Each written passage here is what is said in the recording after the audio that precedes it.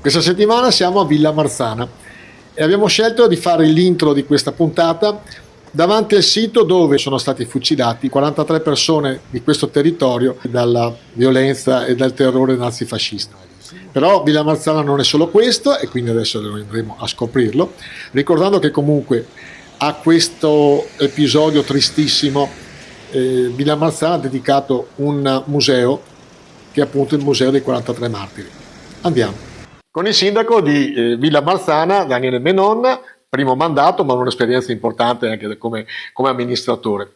Come sono gli abitanti di Villa Marzana e cosa vuol dire fare il sindaco di un paesino? Quanti abitanti fate? Più o meno? 1100 e circa 50. Che più o meno fa parte un po' del trend dell'Alto Polesine. E quindi quanto è impegnativo fare il sindaco in un paesino piccolo di queste dimensioni?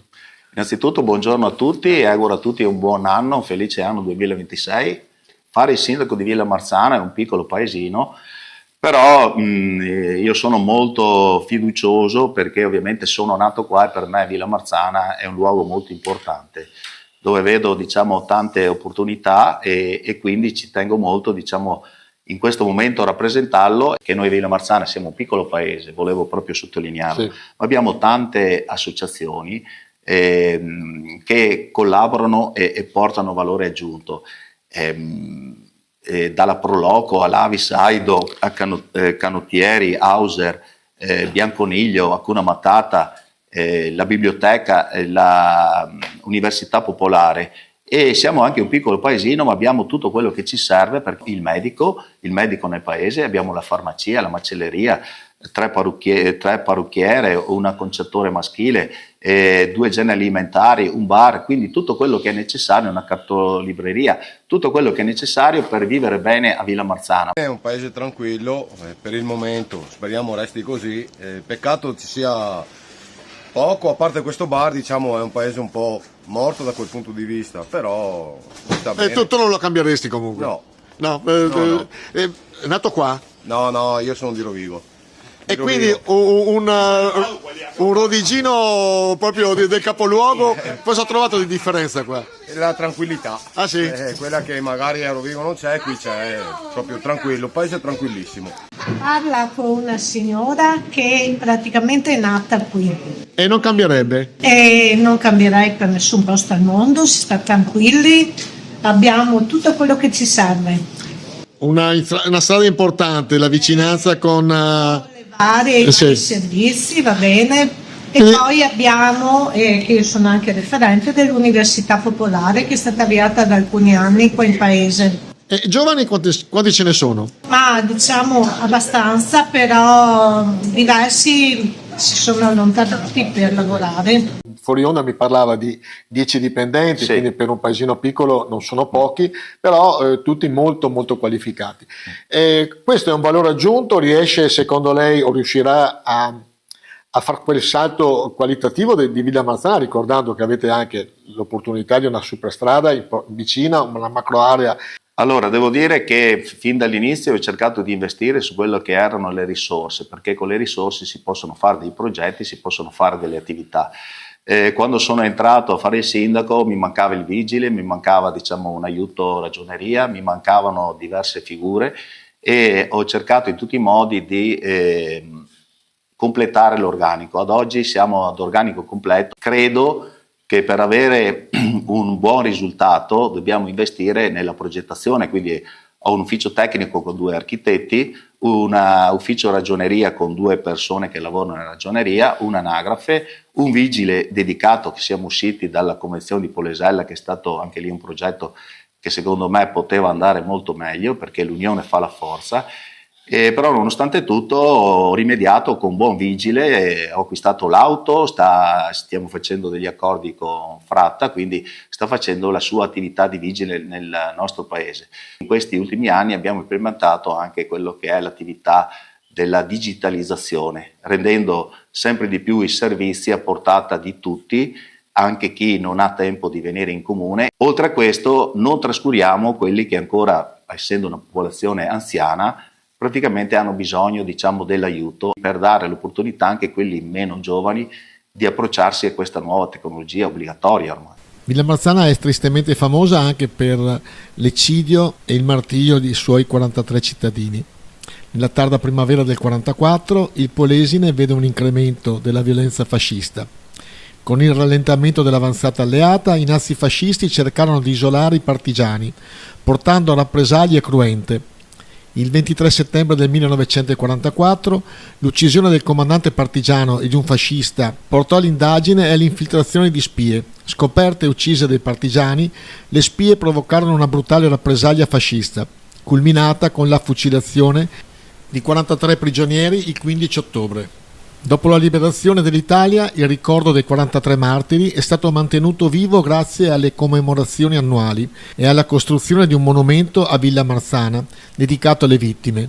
Il memoriale rappresenta una testimonianza della brutalità della guerra e del sacrificio di chi è stato vittima innocente della repressione nazifascista. La storia dei 43 martiri di Villamarzana è stata riconosciuta come simbolo di resistenza e martirio civile e continua ad essere raccontata per ricordare gli orrori della guerra e l'importanza della memoria storica. Uno arriva a Villamarzana e vede il monumento dei 43 martiri. Nel nostro gonfalone ovviamente abbiamo 43 stampato. Proprio Villamarzana è rappresentata da questo eccidio che c'è stato 81 anni fa e che ancora porta il segno non solo nel paese ma anche penso della provincia, perché è la rappresentanza di quello che è la liberazione della provincia di Rovigo. Non viene riconosciuto secondo me il giusto valore che praticamente rappresenta, e noi come amministrazione fin dal primo insediamento abbiamo cercato di portare questa sia la celebrazione che ogni anno avviene a metà di ottobre, ma anche durante tutto il periodo dell'anno, portando qua delegazioni a conoscere, a visitare il monumento per dare quella testimonianza non solo a quelli del territorio ma anche fuori territorio. Qua siamo nella sala dedicata a Matteotti. Lei giustamente sottolineava che è stato sindaco qua a Villamarzana, l'unico paese dove è stato sindaco Matteotti. Sì, proprio al centenario, visto che facevo parte del comitato e si parlava sempre, e questa è una cosa che mi vanto, perché ovviamente Matteotti è una persona molto importante nella storia dell'Italia, e me ne vanto appunto che sia stato sindaco dal 1912-1914 qua a Villamarzana, proprio dove sono seduto io oggi, e abbiamo intitolato il 30 giugno del 2024 praticamente la sala consigliare intitolata a lui. Parlando appunto di Matteotti, perché da tanti anni manca un personaggio senza nulla togliere a quelli che ci sono stati dopo Matteotti o dopo Bisaglia, però non abbiamo più avuto un personaggio così di spicco a livello nazionale, proprio leader di partiti e altro? Niente, io credo che una persona che voglia fare carriera politica o mettersi a disposizione, che ci creda negli ideali, perché solo credendoci puoi affrontare le sfide quotidiane che la realtà di oggi ti pone, e quindi se lo fai in questa prospettiva sicuramente cerchi di portare nel tuo territorio valore aggiunto. E io ho visto in questi anni, senza nulla togliere, perché effettivamente delle attività sono state fatte, ma il valore aggiunto di progetti importanti che possono modificare quella che è la nostra struttura del nostro Polesine, a prescindere da quei nomi che prima ha detto, nessun altro non ha portato cambiamenti così radicali da fare in modo da cambiare il nostro aspetto territoriale. Due imprenditori, voi avete altri bar anche in giro per il Polesine, avete scelto questo bar qua. Perché? Cos'è di valore aggiunto Villamarzana? Il Villamarzana è un posto di passaggio, c'è tanto passare a fabbriche, industrie, e noi abbiamo deciso di investire qua a Villamarzana. E soddisfatti? Avete avuto un buon riscontro? Sì, siamo soddisfatti, che ce ne sia sempre di più. E il valore aggiunto della strada è importante? Sì. Della Transpolesana Per fortuna c'è un passaggio briciolo. È riuscito a fare avanti. C'era un distretto che era il distretto medicale, dove c'è ancora una multinazionale eccetera. Perché il Polesine non riesce a creare dei distretti come in altre parti sono sempre precari, non riusciamo mai a farli crescere e farli diventare sistema. È proprio qua, insomma, tocca un punto molto delicato, anche perché io lavoro in questo settore, diciamo, a Villamarzana, che è un punto d'élite, diciamo, del territorio, perché c'è una produzione medicale a livello nazionale e abbiamo avuto degli anni molto importanti per cui lo sviluppo di questa società SPA era rinomata, che si chiamava Plastimedical, in tutto il mondo, e noi come italiani non siamo competitivi nemmeno per prodotti d'élite.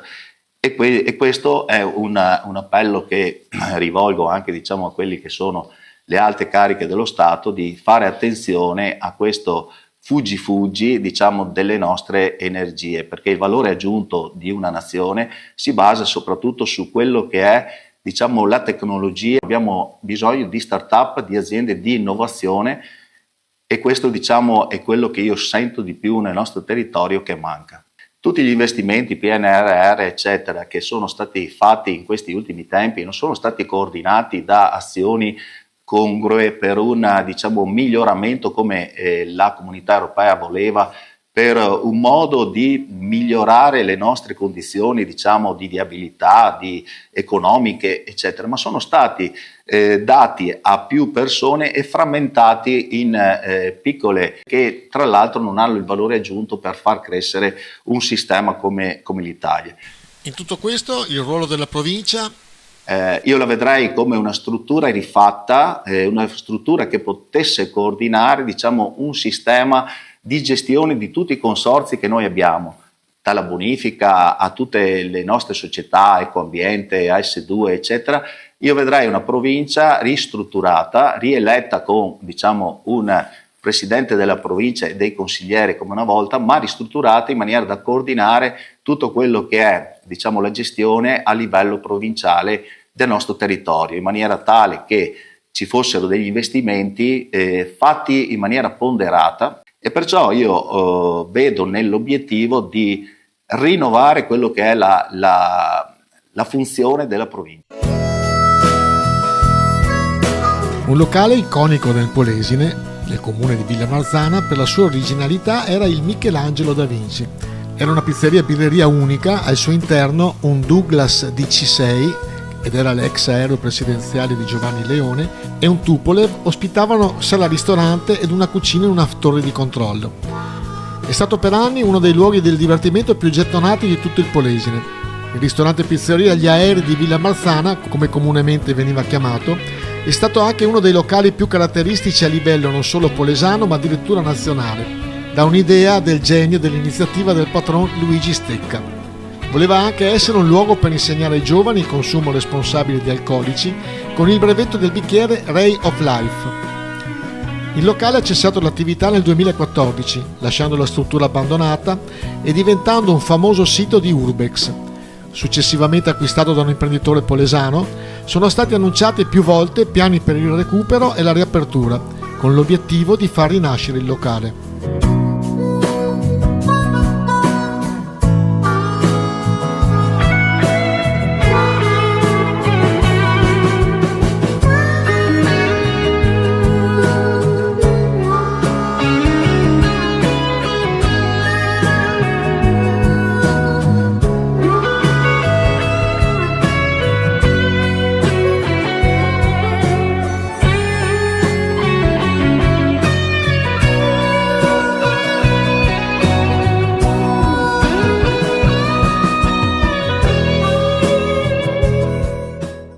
Secondo lei c'è una sorta di svendita e di non controllo di questa svendita nel nostro territorio rurale? Io vedo che negli ultimi periodi, e lo vedremo nei prossimi anni, tutto questo insediamento di pannelli fotovoltaici che praticamente vengono camuffati agrofotovoltaici, ma nonché ricoprono tutte le nostre terre che erano terre, diciamo, produttive, e che si dovevano efficientare, e vedo nel prossimo futuro, diciamo, una distesa di specchi. La stessa cosa per il biometano, per altre diciamo, attività che si stanno insediando dovremmo essere noi che decidiamo cosa vogliamo nel nostro territorio, oppure decidono gli altri, sempre con una conferma del territorio. Una cosa importante dal punto di vista religioso è la Madonna di Gognago, che è la frazione di Villa Marzano dove si trova la storica chiesa di San Bartolomeo Apostolo, che include cappelle dedicate alla Vergine, evidenziando una forte tradizione religiosa in questo antico territorio polesano. Per questo il sindaco ci fa un'anticipazione. Sto proponendo che una volta all'anno portare dalla sede della Curia, proprio nel luogo dove era custodita, questa icona della Madonna, e secondo me le cose belle, le cose molto importanti vanno anche viste e vanno anche, come si può dire, apprezzate anche da parte dei cittadini stessi di Gognano, perché quelli più anziani si ricordano, ma quelli più giovani non l'hanno mai vista.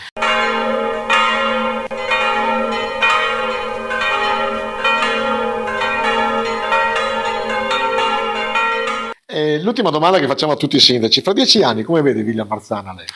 Ma io adesso in questo momento sono molto fiducioso perché almeno per Villa Marzana fino alla fine del mio mandato ho già tanti progetti in cantiere e tanti progetti che sono stati fatti da quello che è praticamente la fine della struttura dell'ex canonica, che è diventata, diciamo, la sede di tutte delle associazioni, che ne abbiamo tantissime, e poi è diventata, diciamo, la sede della biblioteca, la sede dell'università popolare, ma abbiamo tanta potenzialità perché abbiamo tante strutture chiuse che potrebbero essere aperte per tante attività commerciali e anche per tante attività residenziali di cui sto lavorando per portare, diciamo, queste persone a Villa Marzana, ecco, a vivere a Villa Marzana, perché è un punto strategico, molto comodo da Rovigo, molto comodo anche del trasferimento di Ferrara, Padova, Verona, perché abbiamo l'intersezione dell'uscita autostradale e l'intersezione della Transpolesana, quindi vicino abbiamo il Canal Bianco, quindi tutte potenziali vie di comunicazioni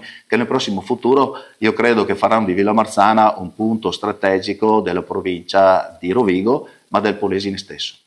Grazie sindaco. Grazie a tutti. Puntata finita, chiudiamo la nostra puntata ancora una volta davanti a questo sito per non dimenticare la tragedia di una guerra, la tragedia del nazifascismo. Da Leandro Maggi è sempre un piacere stare con voi.